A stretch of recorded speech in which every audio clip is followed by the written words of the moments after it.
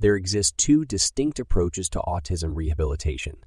The old paradigm, which focuses on external interventions, and the new paradigm which emphasizes inner transformation.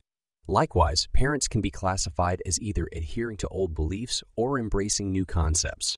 In practical experience, the old paradigm often leads to frustrations as traditional methods of teaching, behavior correction, and guidance seem ineffective. Some parents undergo personal growth, attempting to adapt their rigid teaching styles to a more flexible approach, only to find themselves still unable to make progress. Eventually, they are compelled to adopt the new paradigm.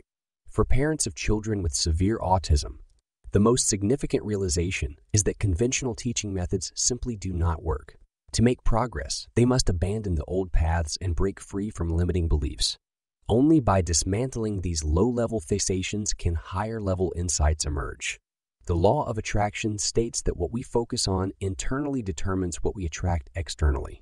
A positive mindset leads to seeking positive content, while a negative mindset attracts misery and self-pity.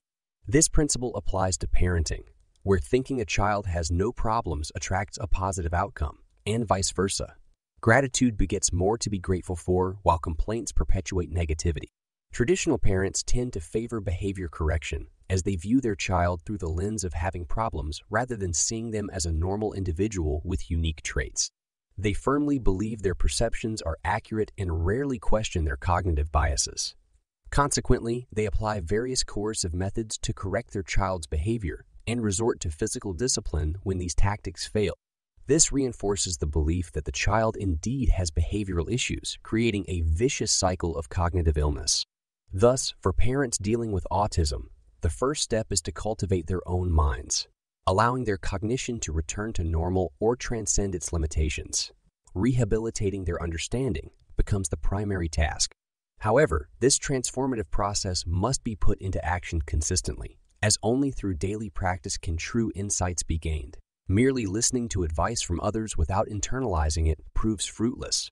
By delving into the child's needs, from the inside out, clarity and happiness can be achieved for both the parent and the child. As they progress, the parent forgets that their child is autistic, and the child sheds the burden of constantly being perceived as flawed.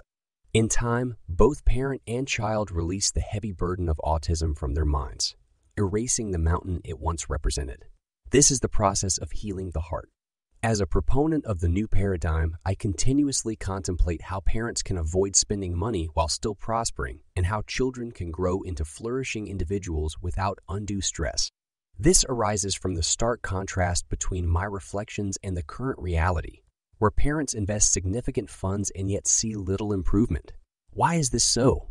What causes such disparities? Parents' physical and mental well-being takes precedence. Misinformed perceptions of autism plunge them into boundless worry, leading to personal breakdowns while unintentionally pushing their children in the same direction. When parents fear something, they subconsciously attract it, as per the law of attraction. Thus, transforming parents' perspectives on autism from an unshakable burden to a money-generating opportunity would benefit society, resulting in fewer stressed parents and more psychologically healthy caregivers. This transformation has the potential to unleash boundless energy. The health of parents' minds and bodies is crucial for their children's well-being. A parent's mental state creates an atmosphere that envelops the child daily. If the parent's state is unhealthy, the child will inevitably walk the same path, reinforcing the parent's negative condition. Thus, parent and child enter a vicious cycle that contradicts their pursuit of health. To resolve the child's issues, parents must first address their own. Within 5 to 10 years, resolving the parent's problems naturally resolves those of the child. This is the law of attraction in action. In practice, I've observed that children's issues are often a reflection of their parents' cognitive distortions. Addressing the cognitive illnesses of parents holds significant societal value. Enhancing parents' understanding of autism is the key and prerequisite, although it may be a lengthy process, possibly requiring 5 to 10 years. Our institution's mission is to transform "I want to rehabilitate my child" to "I want to rehabilitate myself," and "I want my child to earn money for me" to "my child is earning money for themselves." Primarily, we aim to enable parents to achieve the maximum rehabilitation effect without spending excessive money.